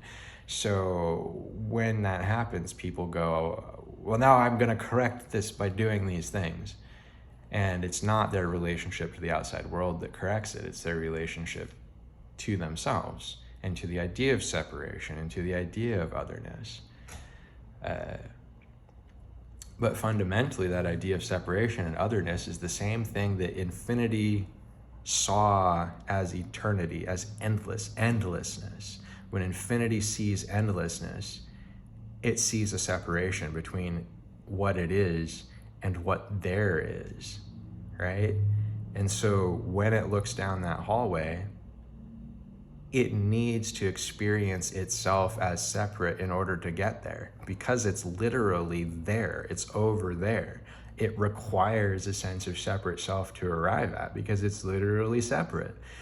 But then when you go through that sense of separation and arrive in endlessness, deeper and deeper and deeper and more profoundly in endlessness, you arrive more profoundly in the sense of separation, which is, as I was talking about earlier, that rarefied air of the mountaintop when you climb to the top of the mountain, or when you go deep, deep, deep to the bottom of the ocean and you're the only thing there. It's self that is separation from otherness. And so what we're all really afraid of, genuinely, in a certain sense, is ourselves. We are afraid of being alone. And so people will lash out at each other and they'll do things to hurt each other, which is, of course, paradoxical behavior. It's nonsensical behavior, because that just makes it harder and harder for others to connect to you. But you're repeating the pattern that created the sense of separation that was original to infinity itself, in the differentiation that allowed us to experience infinity, because the endlessness that infinity saw was itself. And each of us is infinity looking at its own endlessness and seeing the beauty in it. And each of us is experiencing that in a different way. And so in that sense, the negative actually truly is the positive, because without the negative, the otherness, the separation, the difference, there wouldn't be a hallway to walk down. There wouldn't be anywhere to go. And we all go down it in different ways. And there could be the question, is there any end to the hallway? Does it just go on forever? And it may. That may be like the magical mystery of infinity. And will there always be somebody to try and plumb deeper into the depths? And will they always have to go deeper into the negative and deeper into the separation? Because fundamentally, people who are very entrenched in negative thought frameworks, negative patterns of behavior, are the most separate from the nature of life, and they're separating themselves. And so that takes a lot to go down that path. But we can also recognize, because there are other people who understand that separation but don't express it, we are capable of perceiving that they are acting from a low level. And that's why we often equate childishness to behavior that's really, really disruptive and people's motivations. And there's like a simplicity to people like serial killers or something like that. Like they might see themselves as being so high-minded or something, but there's like an undeveloped aspect of them. There's a stupidity in them, because there is things that are obvious to everybody else that are not obvious to them a lot of the time, or there's like damage in them of some kind. And so, but that's still a vessel for the light of life, for the light of God, essentially. And it's probing into the darkness. and it's spreading darkness around itself to everybody it comes in contact with. But those people come into contact with that energy, and they come into contact with their own relationship to darkness, and their own relationship to darkness as light. And so that's a journey in itself for them to take. And so there's a strength in them for taking that journey, and that expands their relationship to the endlessness of infinity as well. They go deeper and deeper and deeper and deeper into it. And there's like this relationship between these two things, this darkness and this light. Since it's all self, it's all God, it's all infinity, it's all endlessness merged together. And so if you take the two fundamental core components of everything, self and other, union and separation, positive and negative, at the center you can call it two names. You can say it's polarity or it's unity. So between two poles of positive and negative, you have this magnetic energy. You can call it polarity because it requires two poles in order to achieve that, or you can call it unity because it's these two opposite things coming together, which is their nature. The nature of opposites is to come together. As we say, opposites attract, right? And so that's really what I'm talking about here, is that that's the real relationship of the negative and the positive, is unity. It's in unity. And what that is, what polarity really is, what unity really is love. That's the nature of these things. It is that variation that comes from, if you take a single source of light, like you take white light and you pass it through a prism, it splits and separates into these bands of many colors. The prism is essentially the negative. It's like the ego, it's the mind, it's the thing that creates the separations. Before the light passed through the prism, it was light, it was perfect, it was just fine being light, the infinite nature of God, as I was talking about earlier, infinity being infinity. And then it passed through that prism, and our way of thinking about it would be like, oh, that dastardly prism, it broke up the light. And this is so terrible, the light's been broken. Oh God, the thing we loved has been broken. But what happens when that happens? Everybody knows that would be an irrational response to a prism, because what happens is when the light hits the prism and passes through it, you get these beautiful bands of color and variegation and difference. You get red and blue and orange and green and yellow. And there's all these beautiful colors. And so when you look around at the world, that's the negative interacting with the positive, is the beauty of infinity.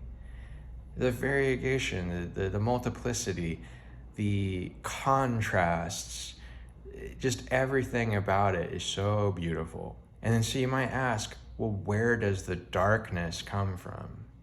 Where does the darkness come from in this sense? And where the darkness comes from is that when the light is absorbed in the material world, essentially, then the illusion of consciousness being trapped inside of the material emerges. But that's just an illusion. But we love that illusion so much that we're afraid to die on the earth. Even though when we die, life will continue, but we can't convince ourselves of that because we are so embedded in the concept of consciousness being expressed from within this cage of the material.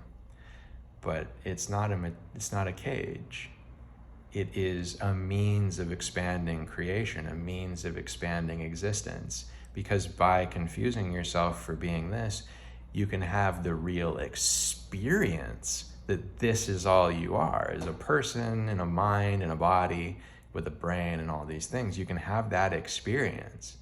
And so that lets you, and since all you are is experience, essentially, that lets you have the very real experience of basically anything being true. You can have it as an experience that makes it look that way, even while at the same time that is not reflective of the nature of reality, which is to be infinite, and which is in fact to be so infinite that there is nothing that can't happen. within the domain of experience itself, which is the only domain that really matters. Because anything that can't be experienced would be irrelevant anyway. And if being able to experience something stopped other things from happening, that would be more limited as an existence. And so existence is essentially framed to be all things. It is unlimited. That is its nature, and that is your nature, and that is your nature as light, and that is your nature as love. And if you recognize that that's everybody's nature and everything's nature, and you seek to appreciate that in everything and everyone, then you won't be able to like really reflexively hate anybody. You might kind of hate who they're being. You might be like, I can't believe that this is the best choice you are finding that you can make with this gift that life has given you, essentially, or with whatever life is. If you don't want to call it a gift, you're like, yeah, if you feel unhappy and then you decide to hurt somebody, why is that the best choice that you can make? You might have a great deal of skepticism looking at somebody, but that skepticism is going to be very distinct from what we would call hatred. Because at that level, you know that it's not really who they are. You know that it's a temporary thing that seems logical to them in that moment. It seems like the thing to be. And you can even hate that about them. You can be like, I totally hate that thing you're deciding to be right now. But you won't ever confuse that again for who they truly are, even though they are confusing it for who they truly are. And so the way that you can help people in that situation is by appreciating them as part of the picture and going, look, when we're dealing with people like that, people who hurt other people, for example, we're not deciding whether or not they are worthy or unworthy, valid or invalid. What we're doing is we're going, are their actions valid or invalid? And then once you decide whether their actions are valid or invalid, then we go, as a society, as individuals, we all have to respond to those actions. And we go, what do we do about these actions? If you're taking actions that are hurting the world around you, then we need to moderate those actions. But it doesn't require a judgment of the worth of that person. And in a sense, there is no way to judge their worth on that level. You can only judge what you think they are. And as soon as you think that what they are is life wrapping itself in a veil to have this experience, then you know that you can't really judge that, because that's what you're doing too. And you'd have to be a total hypocrite to do that. And so when you really get down to it, somebody might be able to hold on to something so profoundly that it starts to wound the people around them, essentially, because they're just so unwilling to change what they're identifying with as themselves. But if they are coming from that place, and it seems to them to be associated, connected to life, you know that there is also a fear that is there too, that it is connected to. And so if you know that somebody's coming from fear and they won't talk to you about that fear and they won't address that fear, maybe they get angry when you talk to them, or they shut you down, right?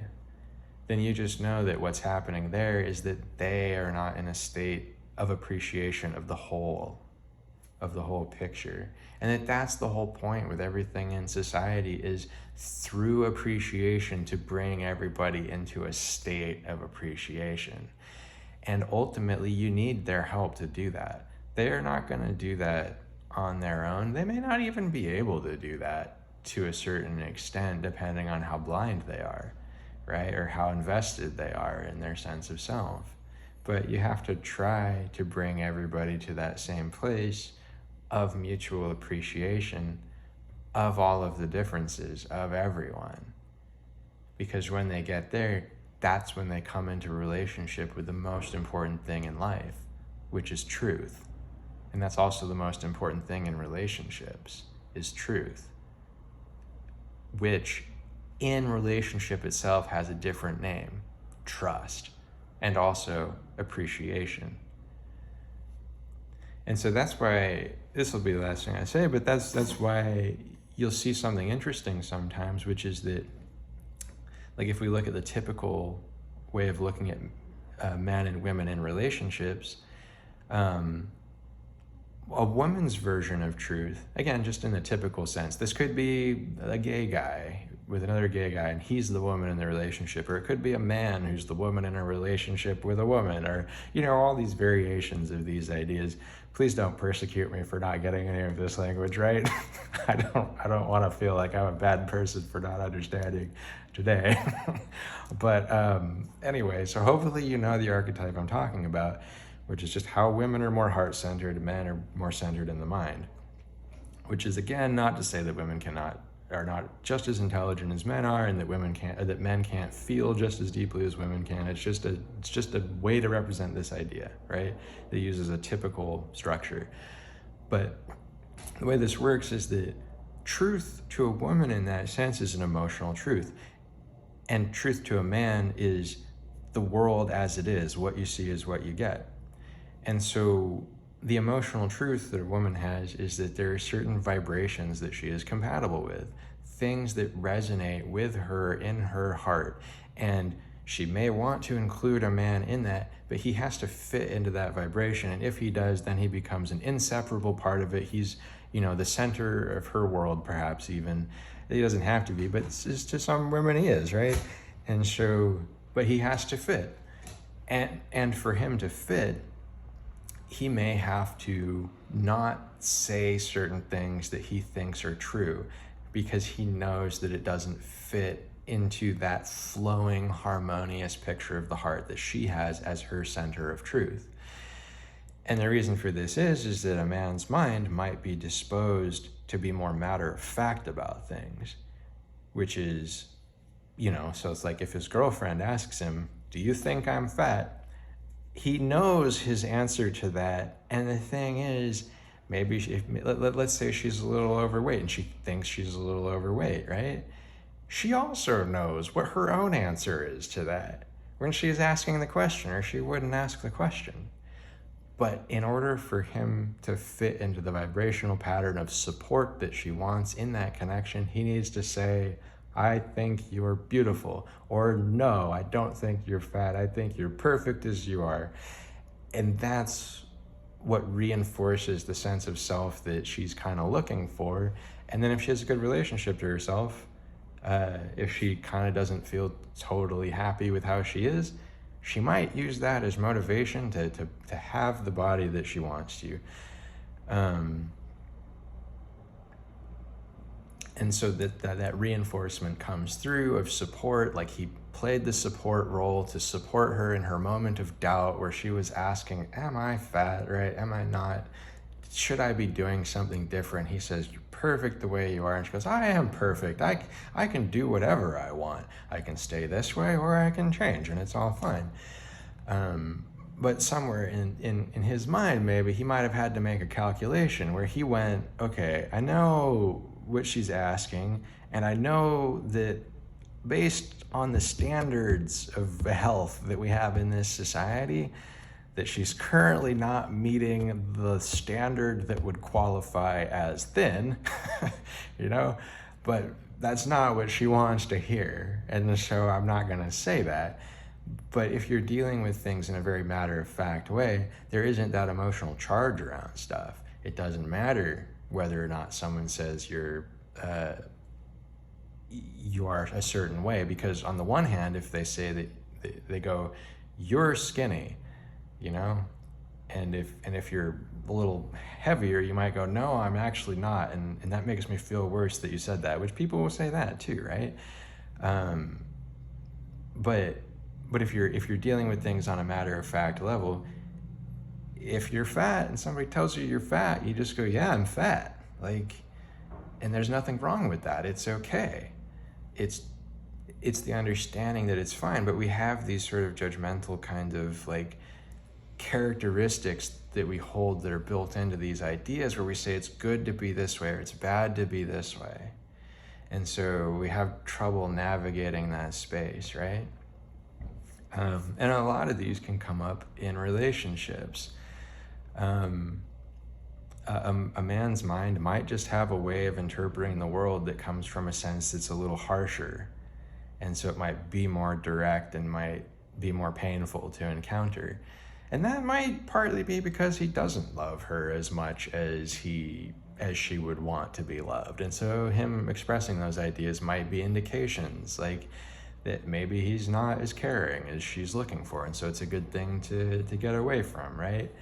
But he may just be very, very matter of fact. And that exists as well. And so what all of this is about is that if what we come into a relationship with each other through the paradigm of is appreciation itself, this is why men and women often have very different relationships to each other in relationship than they do with their friend groups. Like, women can very easily slip into the heart and all of its ways of talking and expressing and enjoying like the bounties of life and just the floral kind of bouquet of the world that's always there to enjoy. And everything is fun and charming and enjoyable to each other, right? And then when men get together, they don't slip, like when men get together, they might just express the raw, sort of unvarnished, unburnished truth of the mind. And they just say things that other people would find deeply offensive and deeply upsetting. And society has come into a place of finding the male mindset to be upsetting and to be reprehensible even, where people will tell you that if you come at things with a very strictly male mindset, that it's wrong. And so that's why you would see like comedians struggling with, what they could and could not say on stage. Whereas I would say in the 90s, like they had to try so hard to offend anybody that people were trying super hard to offend people and having no success because everybody was inured to it. And then we came into this modern culture that's different, where people go, oh, my feelings are really important, I don't want to be triggered. I don't want to hear anything that makes me feel bad about myself or has the suggestion that anybody should feel bad about themselves. Like in the 90s, like society was a little more, like in the United States especially, at least, I mean, maybe not especially, maybe, I don't know, maybe this is just a United States thing, I'm not sure. I think it exists at degrees around the world and it is associated with masculinity. But it's like in the 90s, it was like a rough playground where you're getting bullied and stuff. And it was like, that's the culture and you gotta live with it. And be like, kids would say, sticks and stones can break my bones, but words will never hurt me. Instead of like, we need safe spaces for people in these things. There was a lot more independence and a nurturing of that independence and overcoming the challenges of the world and dealing with them and standing up and just assuming there would be bullies in your life wherever you go, but to learn to not be fazed by it. And then now we have a little more of an optimistic view, which is there don't need to be bullies, but it's unfortunate because it's not really that optimistic. It's going, we're gonna cut the bullies out. They're not going to be allowed to participate anymore in anything. And people aren't stopping to notice that the people that they're calling bullies may not be bullies. They may just be people expressing a truth in the way that truth comes from them and in a way that sounds very offensive to everybody else, which is like, again, the typical male mindset and is the typical comedian mindset, where comedians are a lot more likely to have a much looser relationship to language and ideas of offense and things that are important to other people or bother them. To comedians, those things are they're a lot less set, they're just a lot more fluid and they're more playful and everything is a joke. And so other people come along and they go, well, how can such and such thing be a joke? How can it be a joke to you? It's so serious to me. And that's, that's the root of it, is that the comedian goes, well, I can see why it's serious to you, but it shouldn't be that serious. Like, you shouldn't be responding to it this way. And if you are responding to it that way, if you're getting so angry about it, it's actually funny to me to try and make you angrier. And that may sound very unempathetic, but it's really just rude. That's all it is. It's just rude. And there's nothing wrong with saying something that's rude, because what is it to be rude? It's to offer offense to somebody. And if somebody gets offended, functionally, that's their choice. They don't have to get offended. They really don't. And if all that is happening is that they're getting offended, it's not your fault. Like, it's not, like, so what? Like, you didn't do anything. It's not like you robbed them or like shot them or broke their car or something, or, you know, like tried to make them do something against their will. They just heard an idea that they were offended by. And the funny thing is that a lot of the people who are getting offended by stuff are forcing their ideas on other people in just the same way. They're going, you have to be comfortable with my sexuality and my way of doing things, but I'm not going to be comfortable with the stuff you say about me. You have to be comfortable calling me they, them, or whatever, and using that terminology. And again, I'm not saying this is right or wrong, good or bad or anything. I'm just saying that they're asking everybody else to do these things or get labeled as bad people, but then they themselves are not willing to hear what other people are saying and go, you know what, maybe these people aren't trying to hurt my feelings. Maybe they're not trying to ruin my day.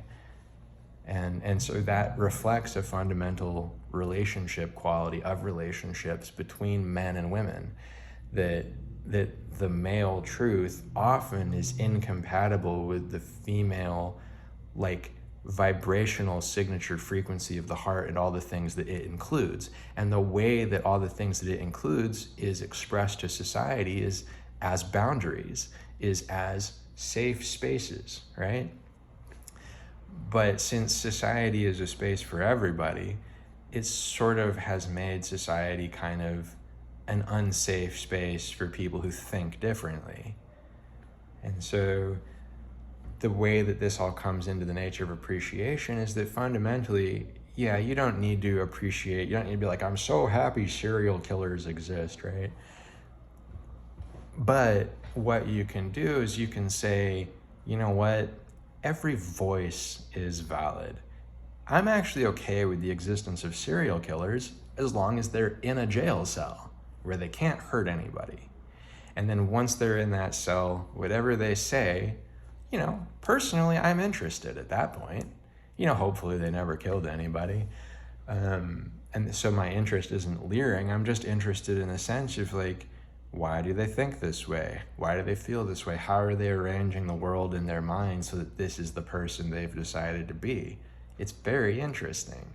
It's interesting a person can get that way, because what is everybody else doing? Everybody else is like puppies, kitties, going to the movies, having kids, like painting, and like, I'm gonna play some tennis or whatever, you know, I'm gonna go for a drive, I'm gonna go kayaking, like that's what everybody is doing. They're having fun with their lives and they're contributing to society. And then there's a few people out there who are like, I'm just gonna be a miserable pain in the ass forever. And it's funny. It's like, why are they that way? What's going on with them, right? So I realized, like, that may not all, you know, resonate with everybody. It may not all matter to everybody that much. But I think that sometimes what happens is people are afraid of other people, and so they don't want to see the value in them, because they think if they see value in them, then they're approving of them in some way and on some level. And that's not really the case. Like, you can see value in people without approving in them. But what's different is, like, can you see value in the words that they share and the things that they say without approving of them? And in that way, you can see value too, because you can go, why is it that they're sharing this thought? Why is it that they are sharing this perspective? And when you see that, that's when you start to see the person, and you can appreciate that. And I would strongly, strongly recommend appreciating all of the differences in people, things people are saying. And I would strongly recommend asking for a lot of differences. I would ask for new voices. I would ask for as much variation as possible. I would ask to be offended if I were you. I'd want to be offended, but I'd want to be offended by somebody intelligent, not somebody stupid. You know, I'd want somebody to offend me because they understood something so well that they understood the thing that was wrong with the way that I was seeing it. And then that's where you have a chance to really grow. And so that's also the reintegration of the negative and the positive. That's where a new kind of love can develop, a love of difference, a love of otherness. And then that's where you have true inclusion. That's where people really do begin to see each other, because then they can't get caught up on all the stupid shit, they're not getting entrenched in ideas that don't matter anymore at that point. Where it's you look at things politically and people can go, it's our country's fate is about this or it's about this. But really the fundamental things that matter are that people get an education, they have a safe home to live in, they have food, they have access to medicine if they need it. Hopefully they can travel and follow their interests, right? And these are things that most people want that have nothing to do with the issues being discussed. And so they're all diversions from what really matters, because we've made such a big deal about things that don't matter.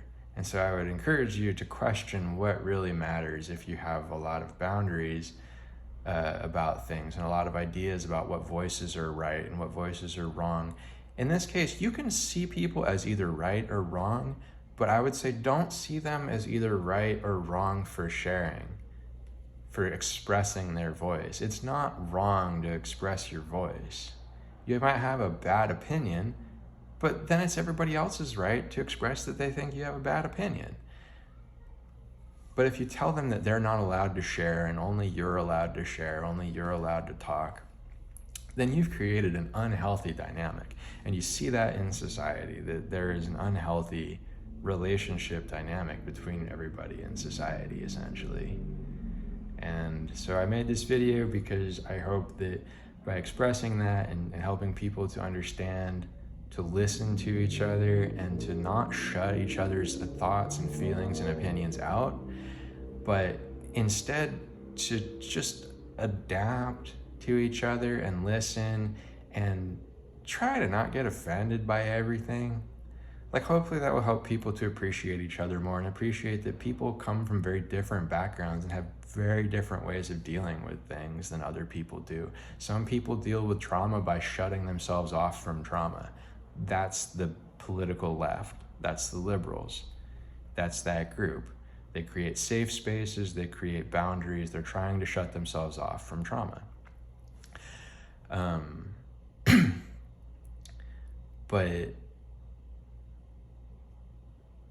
the other way of dealing with that is that some people confront the trauma and they joke about it and they laugh about it